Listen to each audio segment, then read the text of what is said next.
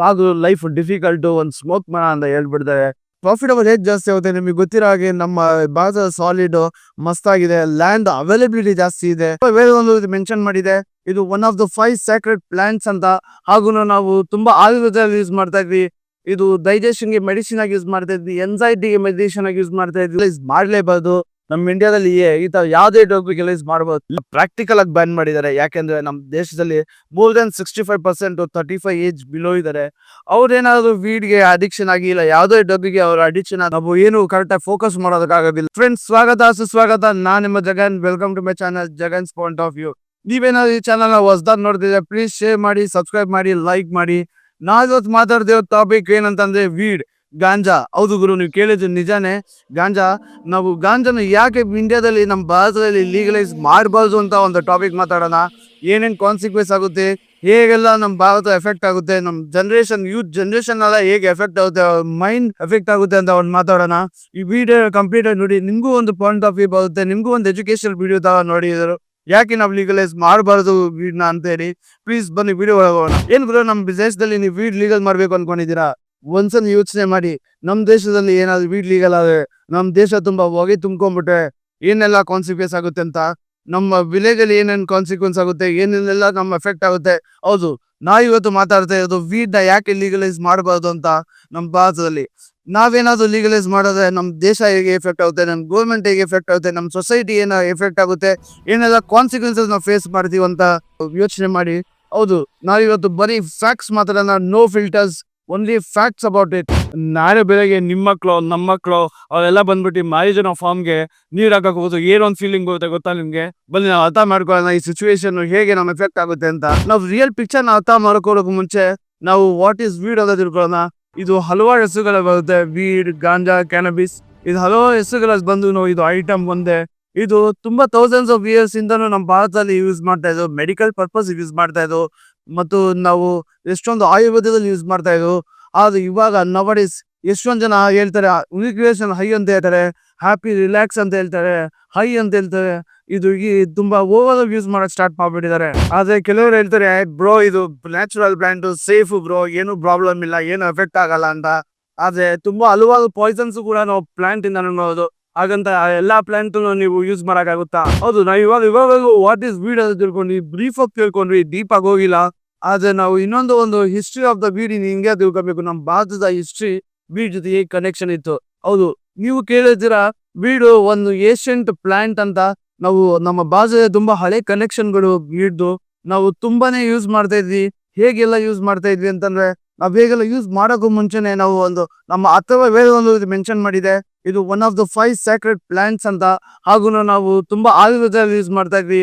ಇದು ಡೈಜೆಷನ್ ಗೆ ಮೆಡಿಸಿನ್ ಆಗಿ ಯೂಸ್ ಮಾಡ್ತಾ ಇದ್ವಿ. ಎನ್ಸೈಟಿಗೆ ಮೆಡಿಸಿನ್ ಆಗಿ ಯೂಸ್ ಮಾಡ್ತಾ ಇದ್ವಿ. ನಾವು ಹೇಳಿದ್ದು ನಿಜ, it was a part of Indian culture. Weed ನಮ್ಮ ಕಲ್ಚರ್ ಆಗಿತ್ತು. ನಾವು ತುಂಬಾ ಮೆಡಿಸಿನಲ್ ಪರ್ಪಸ್ ಯೂಸ್ ಮಾಡ್ತಾ ಇದ್ವು. ಸಾಧುಗಳು ಯೂಸ್ ಮಾಡ್ತಾ ಇದ್ರು, ಗುರುಗಳು ಯೂಸ್ ಮಾಡ್ತಾ ಇದ್ರು, ಶಿವ ಭಕ್ತರು ಎಲ್ಲ ಯೂಸ್ ಮಾಡ್ತಾ ಇದ್ರು. ಇದು ಹಾತ ಯೂಸ್ ಮಾಡ್ತಾ ಇದ್ವಿ. ನಾವು ಗಾಂಜಾನ ಲೀಗಲ್ ಆಗಿ ಯೂಸ್ ಮಾಡ್ತಾ ಇದ್ವಿ. ಹೌದು, ವೀಡ್ನ ಲೀಗಲ್ ಆಗಿ ಯೂಸ್ ಮಾಡ್ಬೇಕಾದ್ರೆ ಒಂದು ಪ್ರಾಬ್ಲಮ್ ಬಂದಿದ್ದು. ಆ ಪ್ರಾಬ್ಲಮ್ ಬ್ರಿಟಿಷರ್ಸ್ ನಮ್ಮ ಇಂಡಿಯನ್ಸ್ ನೋಡಿ ನಾವು ಗಾಂಜಾ ಯೂಸ್ ಮಾಡೋದ್ರಿಂದ ಲೀಗಲ್ ಆಗಿ ನೋಡಿ ಅವ್ರು ಅದ್ರ ಮೇಲೆ ಟ್ಯಾಕ್ಸ್ ನ ಟ್ರೇಡ್ ನ ಇಂಪ್ಲಿಮೆಂಟ್ ಮಾಡಕ್ ಟ್ರೈ ಮಾಡ್ತಿದ್ರು.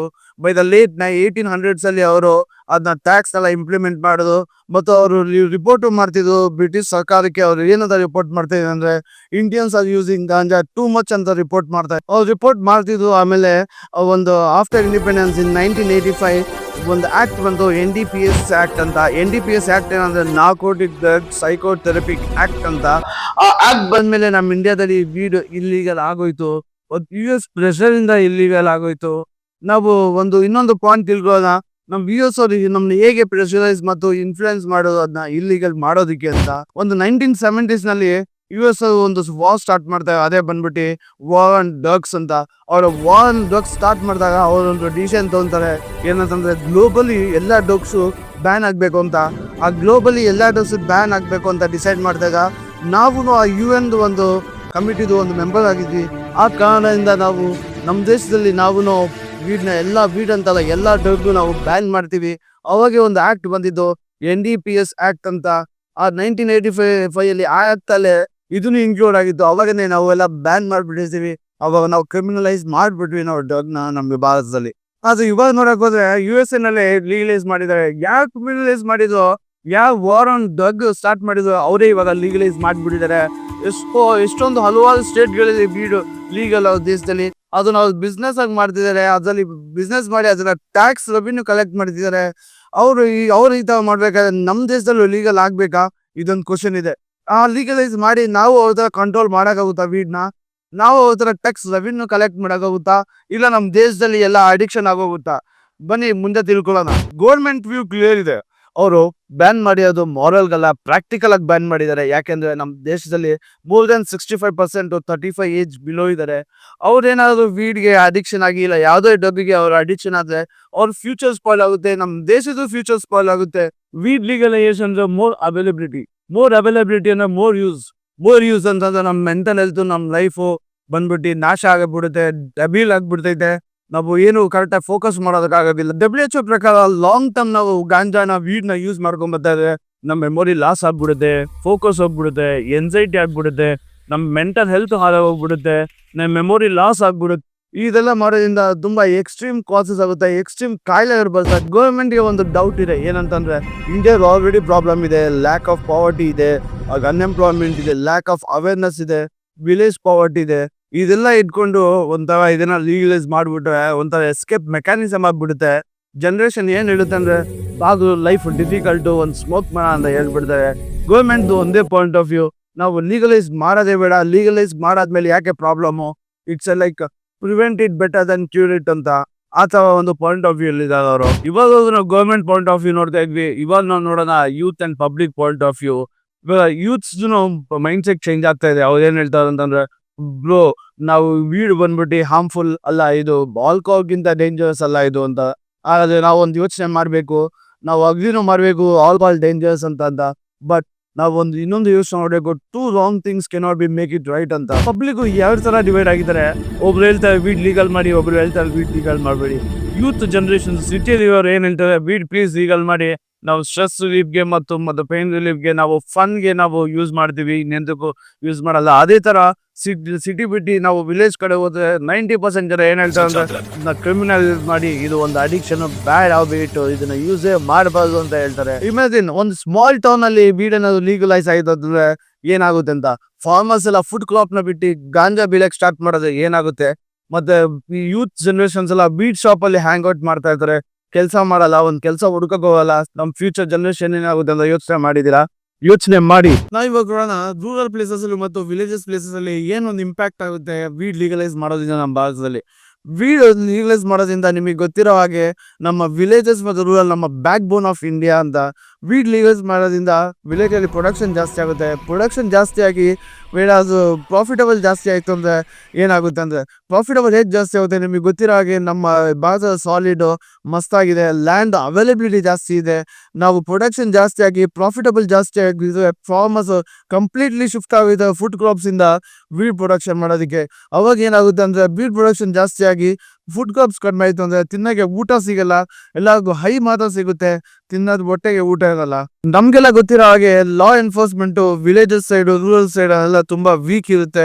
ಹಾಗೇನೆ ವೀಡ್ ಪ್ರೊಡಕ್ಷನ್ ಜಾಸ್ತಿ ಆದ್ರೆ ಮಕ್ಕಳಿಗೆಲ್ಲ ಎಕ್ಸ್ಪೋಜರ್ ಜಾಸ್ತಿ ಆಗುತ್ತೆ.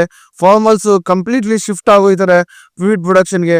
ನಾವೊಂದು ಯೋಚನೆ ಮಾಡ್ಬೇಕು, ಏನಂತಂದ್ರೆ ಏನಾದ್ರು ಇವತ್ತಿಂದ 10 ವರ್ಷ ವೀಡ್ ಲೀಗಲೈಸ್ ಮಾಡಿ ನಮ್ಗೆ 10 ವರ್ಷ ಆದ್ಮೇಲೆ ನಮ್ಮ ವಿಲೇಜಸ್ ನಾವ್ ಏನಂತ ಕರಿತೀವಿ, ಗ್ರೀನ್ ಗೋಲ್ಡ್ ಅಂತ ಕರಿತೀವ, ಇಲ್ಲ ಗ್ರೀನ್ ಪಾಯ್ಸನ್ ಅಂತ ಕರಿತೀವ. ಇಫ್ ವೀಡ್ ಗೆಟ್ಸ್ ಲೀಗಲೈಸ್ಡ್ ಏನಾಗುತ್ತೆ? ಹೌದು, ನಾಳೆ ಏನಾದ್ರು ನಮ್ ಗೌರ್ಮೆಂಟ್ ಲೀಗಲೈಸ್ ಮಾಡ್ಬಿಟ್ಟು, ನಾಳೆಯಿಂದ ಗೌರ್ಮೆಂಟ್ ಹೇಳ್ಬಿಡ್ತಾರೆ ನಾಳೆ ಲೀಗಲೈಸ್ ಆಗೋಯ್ತು, ಗೌರ್ಮೆಂಟ್ ಲೀಗಲೈಸ್ ಮಾಡ್ಬಿಟ್ಟು ಏನಾಗುತ್ತೆ, ಫಸ್ಟ್ 3 months ಅಲ್ಲಿ ಎಲ್ಲಾ ಲೀಗಲೈಸ್ ಆಗಕ್ಕೆ ಒಂದು ಲೈಸೆನ್ಸ್ ಇಶ್ಯೂ ಮಾಡ್ಬಿಡ್ತಾರೆ. ಅಲ್ಲಲ್ಲಿ ಒಂದು ಕೆಫೆಗಳು, ಟೀ ಅಂಗಡಿಗಳು ಎಲ್ಲಾ ಕಡೆನೂ ಅವೈಲಬಿಲಿಟಿ ಈಸಿ ಆಗ್ಬಿಡುತ್ತೆ. ನೆಕ್ಸ್ಟ್ ಒಂದ್ ಸ್ವಲ್ಪ ದಿನ ಆದ್ಮೇಲೆ ಯೂತ್ಸ್ ಎಲ್ಲ ಏನ್ ಹೇಳ್ತಾರೆ, ಬ್ರೋ ಈ ಬ್ರ್ಯಾಂಡ್ ಟ್ರೈ ಮಾಡಿದ್ವಾ, ಇದ್ರ ಟ್ರೈ ಮಾಡೋದು ಅಂತ ಕೇಳಕ್ ಸ್ಟಾರ್ಟ್ ಮಾಡ್ಬಿಡ್ತಾರೆ. ಇನ್ನೊಂದ್ ಸ್ವಲ್ಪ ದಿನದಲ್ಲಿ ಎಲ್ಲ ಮೆಂಟಲ್ ಹೆಲ್ತ್ ಅಬ್ಯೂಸ್ ಆಗ್ಬಿಡುತ್ತೆ, ಮೆಂಟಲ್ ಹೆಲ್ತ್ ಇಶ್ಯೂ ಸ್ಟಾರ್ಟ್ ಆಗ್ಬಿಡುತ್ತೆ. ಕೆಲಸದಲ್ಲಿ ಪ್ರೊಡಕ್ಟಿವಿಟಿ ಕಡಿಮೆ ಆಗ್ಬಿಡುತ್ತೆ, ರೋಡಲ್ಲಿ ಆಕ್ಸಿಡೆಂಟ್ಗಳು ಜಾಸ್ತಿ ಆಗ್ಬಿಡುತ್ತೆ. ಇವೆಲ್ಲ ಆಗೋಕ್ಕೆ ಕಾನ್ಸಿಕ್ವೆನ್ಸಸ್ ಜಾಸ್ತಿ ಆಗ್ಬಿಡುತ್ತೆ. ಆದ್ರೆ ಇನ್ನೊಂದು ಏನಾಗುತ್ತೆ ಅಂತಂದ್ರೆ ಬ್ಲ್ಯಾಕ್ ಮಾರ್ಕೆಟ್ ರೆಡ್ಯೂಸ್ ಆಗುತ್ತೆ. ಹೌದು, ಬ್ಲ್ಯಾಕ್ ಮಾರ್ಕೆಟ್ ರೆಡ್ಯೂಸ್ ಆಗಿ ಹೈನೆಸ್ ಜಾಸ್ತಿ ಆಗ್ಬಿಡುತ್ತೆ, ಎಕ್ಸ್ಪೋಜರ್ ಜಾಸ್ತಿ ಆಗ್ಬಿಡುತ್ತೆ, ಅವೈಲಬಿಲಿಟಿ ಜಾಸ್ತಿ ಆಗ್ಬಿಡುತ್ತೆ, ಮಿಸ್ಯೂಸ್ ಜಾಸ್ತಿ ಆಗ್ಬಿಡುತ್ತೆ. ಯಾಕಂದ್ರೆ ಲ್ಯಾಕ್ ಆಫ್ ಅವೇರ್ನೆಸ್ ಇಂದ ಜಾಸ್ತಿ ಆಗ್ಬಿಡುತ್ತೆ. ಇದು ಲೀಗಲೈಸ್ ಮಾಡಬಾರ್ದು. ನೀವೇನ್ ಹೇಳ್ತೀರಾ? ಕಮೆಂಟ್ ಮಾಡಿ. ನಾವಿವಾಗ ವೀಡ್ನ ಲೀಗಲೈಸ್ ಮಾಡ್ಬಿಟ್ರೆ ನಾಳೆ ಬಂದು ಯೂತ್ ಜನರೇಷನ್ ಬಂದ್ಬಿಟ್ಟು ಇನ್ನೊಂದು ಸ್ಟ್ರೈಕ್ ಮಾಡಿದೋ, ಇನ್ನೊಂದು ನಮ್ಮೊಂದು ಕ್ವಶನ್ ಮಾಡ್ತಾರೆ, ಇನ್ನೊಂದು ಟೈಪ್ ಆಫ್ ಡಾಗ್ ನ ಲೀಗಲೈಸ್ ಮಾಡಿ. ಅದಕ್ಕೂ ಮುಂಚೆ ನಾವು ಆ ವೀಡ್ ಅಂತಲ್ಲ, ಯಾವುದೇ ಡ್ರಗ್ನು ಲೀಗಲೈಸ್ ಮಾಡ್ಬೋದು. ಎಲ್ಲಾ ಡ್ರಗ್ನು ನಾವು ಇಲ್ಲಿಗಲೈಸ್ ಕ್ರಿಮಿನಲೈಸ್ ಆಗಿ ಇರಬೇಕು ನಮ್ಮ ಭಾರತದಲ್ಲಿ. ಯಾಕಂದ್ರೆ ಅವೇರ್ನೆಸ್ ಬೆಳೆದಾದ್ಮೇಲೆನೆ ಅವೆಲ್ಲ ಮಾಡಬಾರ್ದು. ಅವೇರ್ನೆಸ್ ಗಿಂತ ಮುಂಚೆ ಏನು ಮಾಡಬಾರ್ದು. ನಾವೇನೊಂದು ಫಾರಿನ್ ಕಂಟ್ರೀಸ್ ನ ಕಂಪ್ಯಾರಿಸನ್ ಮಾಡಕ್ ಹೋದ್ರೆ ಏನಾಗುತ್ತೆ, ಎಷ್ಟೊಂದ್ ಜನ ಹೇಳ್ತಾರೆ US ಅಲ್ಲಿ ಲೀಗಲ್ ಇದೆ, ಕೆನಡಾದಲ್ಲಿ ಲೀಗಲ್ ಇದೆ, ಆ ಕಂಟ್ರಿಯಲ್ಲಿ ಲೀಗಲ್ ಇದೆ, ಈ ಕಂಟ್ರಿಯಲ್ಲಿ ಲೀಗಲ್ ಇದೆ. ಹೌದು, ಎಷ್ಟೊಂದ್ ಕಡೆ ಲೀಗಲ್ ಇರ್ಬೋದು. ಆದ್ರೆ ನಮ್ ಇಂಡಿಯಾ ಆ ದೇಶ ಆಗಾಗಲ್ಲ, ಆ ದೇಶ ನಮ್ ಇಂಡಿಯಾ ಆಗಾಗಲ್ಲ. ಒಂದ್ ಸಿಂಪಲ್ ಆನ್ಸರ್. ಯಾಕೆಂದ್ರೆ ನಮ್ಮ ಪಾಪ್ಯುಲೇಷನ್ ಸೈಜ್ ಬೇರೆ, different education system, different level ನಮ್ಮ ಅವೇರ್ನೆಸ್ ಇದೆ. US ಅಲ್ಲಿ ಲೀಗಲೈಸ್ ಆಗಿದೆ, ಆದ್ರೆ ಅಲ್ಲಿ ಒಂದು ಒಳ್ಳೆ ID ಸಿಸ್ಟಮ್ ಇದೆ, ಪ್ರಾಪರ್ ಟ್ಯಾಕ್ಸೇಷನ್ ಇದೆ, ಪ್ರಾಪರ್ ಮಾನಿಟರಿಂಗ್ ಸಿಸ್ಟಮ್ ಇದೆ, ಒಂದು ಸ್ಟ್ರಿಕ್ಟ್ ಪಾಲಿಸೀಸ್ ಇದೆ. ಆದ್ರೆ ನಮ್ಮ ಇಂಡಿಯಾದಲ್ಲಿ ಆಲ್ರೆಡಿ ತುಂಬಾ ಓವರ್ಲೋಡ್ ಆಗಿದೆ. ಎಲ್ಲ ಓವರ್ಲೋಡ್ ಆದ ಕಾರಣದಿಂದ ನಾವು ಮಾಡೋದಕ್ಕೆ ಆಗೋದಿಲ್ಲ. US ಅದನ್ನ ಲೀಗಲೈಸ್ ಮಾಡಿ ಟ್ಯಾಕ್ಸ್ ನ ಒಂದು ರೆವೆನ್ಯೂಗೆ ಕನ್ವರ್ಟ್ ಮಾಡೋದು. ಆದ್ರೆ ನಮ್ಮ ಇಂಡಿಯಾದಲ್ಲಿ ಅದನ್ನ ಮಾಡೋದು ಸೇಮ್ ಮಾಡಕ್ ಹೋದ್ರೆ ಡೆವಲಪ್ಮೆಂಟ್ ಆಗುತ್ತಾ ಇಲ್ಲ ಡಿಸ್ಟ್ರಕ್ಷನ್ ಆಗುತ್ತಾ? ನೀವು psychology behind the weed craze psychology ಯೋಚನೆ ಮಾಡಕ್ ಹೋದ್ರೆ, ಯಾಕೆ ಬೀಡ್ ಬೇಕು, ಯಾಕೆ ಇವ್ರಿಗೆ ಸ್ಮೋಕ್ ಮಾಡಕ್ ಬಿಡ್ಬೇಕು? Simple, to escape the reality, job, stress, heart break, ಇದಕ್ಕೆಲ್ಲ ಒಂದು ಸಿಂಪಲ್ ಇದೊಂದೇ ಸೊಲ್ಯೂಷನ್ ಅಂತ ಇವರು ಸ್ಮೋಕ್ ಮಾಡಿ ಚಿಲ್ ಮಾಡ್ತಾರೆ. ಆದ್ರೆ ಒಂದು ನಾವು ಯೋಚನೆ ಮಾಡ್ಬೇಕು, ಇದಕ್ಕೆಲ್ಲ ಒಂದು ಸೊಲ್ಯೂಷನ್ ಅಲ್ಲ, ಒಂದು ಲೂಪ್ ಹೋಲ್ ಅಲ್ಲಿ ಸಿಗಾಕೊಂಡ್ಬಿಡ್ತಾರೆ, ಲೈಫ್ ಅಲ್ಲಿ ಸ್ಟಕ್ ಆಗೋಯ್ತಾರೆ. ಜಸ್ಟ್ ಒಂದು ಯೋಚನೆ ಮಾಡ್ಬೇಕು, addiction never gives you peace, it's just delays the pain. So finally weed legalise ಮಾಡೋದು ಅಂತ ಹೇಳೋದು ತುಂಬಾ ಈಸಿ, ಆದ್ರೆ ನಮ್ ದೇಶ ಅದನ್ನ ರೆಸ್ಪಾನ್ಸಿಬಿಲಿಟಿ ತಗೊಳಕ್ಕೆ ರೆಡಿ ಇಲ್ಲ. ಅದು ನಮ್ ದೇಶ ಅಷ್ಟು ಅವೇರ್ನೆಸ್ ಇನ್ನೂ ಬಂದಿಲ್ಲ. So weed should not be legalized. Legalizing is just not a freedom. ಇದು ದೊಡ್ಡ awareness, strong mental health support ಬೇಕು, ಸ್ಟ್ರಾಂಗ್ ಪಾಲಿಸೀಸ್ ಬೇಕು. ಇಂಡಿಯಾ ಯಾಕೆ ನಾವು ರೆಡಿ ಇಲ್ಲ ಅಂತ ಹೇಳಿದ್ರೆ, ನಮ್ಮಲ್ಲಿ ಸ್ಟ್ರಾಂಗ್ ಪಾಲಿಸೀಸ್ ಬರಬೇಕು, ಸ್ಟ್ರಾಂಗ್ ಲಾ ಬರಬೇಕು, ಒಂದು ಕಂಟ್ರೋಲ್ ಸಿಸ್ಟಮ್ ಬರಬೇಕು. ಅದು ಬರೋ ತನಕನೂ ನಮ್ಮ ಇಂಡಿಯಾನ ಲೀಗಲೈಸ್ ಮಾಡಲೇಬಾರ್ದು. ನಮ್ಮ ಇಂಡಿಯಾದಲ್ಲಿ ಈ ತರ ಯಾವುದೇ ಡ್ರಗ್ ಲೀಗಲೈಸ್ ಮಾಡಬಾರ್ದು. Legalise is just not a freedom. ಇದೊಂದು ಸ್ಟ್ರಾಂಗ್ ಅವೇರ್ನೆಸ್, ಇದೊಂದು ಸ್ಟ್ರಾಂಗ್ ಸೋಷಿಯಲ್ ಮೆಸೇಜ್, ಇದೊಂದು ಸ್ಟ್ರಾಂಗ್ ಕಂಟ್ರೋಲ್, ಒಂದು ಮೆಚುರಿಟಿ. ಅಂಟಿಲ್ ಅನ್ಲೆಸ್ ನಮ್ಮ ಭಾರತದಲ್ಲಿ ಒಂದು ಸ್ಟ್ರಾಂಗ್ ಮೆಂಟಲ್ ಹೆಲ್ತ್ ಸಪೋರ್ಟ್ ಇರಲ್ಲ, ಒಂದು ಸ್ಟ್ರಾಂಗ್ ಪಾಲಿಸಿ ಇರಲ್ಲ, ಒಂದು ಸ್ಟ್ರಾಂಗ್ ಲಾ ಬರಲ್ಲ, ಒಂದು ಗುಡ್ ಡಿಸಿಪ್ಲಿನ್ ಇಲ್ಲ, ಸೋಷಿಯಲ್ ಡಿಸಿಪ್ಲಿನ್ ಇಲ್ಲ, ಅವಾಗೂ ನಮ್ಮ ಭಾರತದಲ್ಲಿ ಲೀಗಲೈಸ್ ಮಾಡಲೇಬಾರ್ದು. ಲೀಗಲೈಸ್ ಮಾಡಿಬಿಟ್ರೆ ಯಾವುದು ಒಂದು ಒಳ್ಳೆತನ ಬರಲ್ಲ. ನಮ್ಮ ದೇಶದಲ್ಲಿ ಎಲ್ಲ ನಾಶನೇ ಆಗ್ಬಿಡುತ್ತೆ. ಒಂದು ಮೆಂಟಲ್ ಹೆಲ್ತ್ ಹಾಳಾಗೋಗ್ಬಿಡುತ್ತೆ, ನಮ್ದು ಯೂತ್ದು ಒಂದು ಪ್ರೊಡಕ್ಟಿವಿಟಿ ಹೋಗ್ಬಿಡುತ್ತೆ, ಒಂದು ಯೋಚನೆ ಮಾಡೋ ಒಂದು ಶಕ್ತಿ ಹೋಗ್ಬಿಡುತ್ತೆ, ಒಂದು ಫೋಕಸ್ನೆಸ್ ಹೋಗ್ಬಿಡುತ್ತೆ. ಎಷ್ಟೊಂದು ಜನ ಹೇಳ್ತಾರೆ, ಬ್ರೋ ಶಿವ ಎಲ್ಲ ಸ್ಮೋಕ್ ಮಾಡ್ತಾ ಇದ್ದಾರೆ, ಅದಕ್ಕೆ ನಾವು ಅದನ್ನ ಫಾಲೋ ಮಾಡ್ತೀವಿ. ಆದ್ರೆ ರಿಮೆಂಬರ್, ಒಂದು ಯೋಚನೆ ಮಾಡಿ, ಶಿವ ಅವರು ಸ್ಮೋಕ್ ಮಾಡಿದ್ದು ಮೆಡಿಟೇಷನ್ಗೋಸ್ಕರ, ರಿಯಾಲಿಟಿನ ಎಸ್ಕೇಪ್ ಆಗಲ್ಲ. If you want to follow this, don't follow the product, follow the purpose ನ ಫಾಲೋ ಮಾಡಿ, ಪ್ರಾಡಕ್ಟ್ ನೆಲ್ಲ ಫಾಲೋ ಮಾಡೋದು. ನಾವು ಅಷ್ಟು ಹೇಳುದು. ಸ್ವಲ್ಪ ಜನ ಹೇಳ್ತಾರೆ, ಬ್ರೋ ಇದು ನ್ಯಾಚುರಲ್ ಬ್ರೋ ಹಾರ್ಮ್ಲೆಸ್ ಬ್ರೋ ಅಂತೆಲ್ಲ ಹೇಳ್ತಾರೆ. ಅವ್ರಿಗೆ ಹೇಳಿ, ಇದು ನ್ಯಾಚುರಲ್ ಅಂದ್ರೆ ಹಾವಿನ ವಿಷನ ನ್ಯಾಚುರಲ್, ಅದನ್ನು ಕುಡಿತೇನಪ್ಪ ಅಂತ ಕೇಳಿ ಅವ್ರಿಗೆ ಈ ಕ್ವಶನ್. ಇಲ್ಲಿವರೆಗೂ ನನ್ನ ಪಾಯಿಂಟ್ ಆಫ್ ವ್ಯೂ ಹೇಳಿದೀನಿ, why weed should not be legalised in India ಅಂತ. ಇವಾಗ ನೀವ್ ಹೇಳ್ಬೇಕು, ಕಮೆಂಟ್ ಮಾಡ್ಬೇಕು, weed should be legalised in India not ಅಂತ. ನಮಗೆ ಹೆಲ್ದಿ ಇಂಡಿಯಾ ಬೇಕಾ ಇಲ್ಲ ಹೈ ಇಂಡಿಯಾ ಬೇಕಾ ಅಂತ ನೀವ್ ಹೇಳ್ಬೇಕು. ಕಮೆಂಟ್ ಮಾಡಿ, ಶೇರ್ ಮಾಡಿ, ಪ್ಲೀಸ್ ಆದಷ್ಟು ಸಬ್ಸ್ಕ್ರೈಬ್ ಮಾಡಿ. ಹೊಸ ಯೂಸರ್ಸ್ ಎಲ್ಲ ಇಲ್ಲಿವರೆಗೂ ವಿಡಿಯೋ ನೋಡಿದಾರೆ ಅಂದ್ರೆ ನಿಮ್ಗೆ ತುಂಬಾ ಇಷ್ಟ ಆಗಿದೆ ಅಂತ ಈ ಪಾಯಿಂಟ್ ವ್ಯೂ ನಂದು. Thank you very much.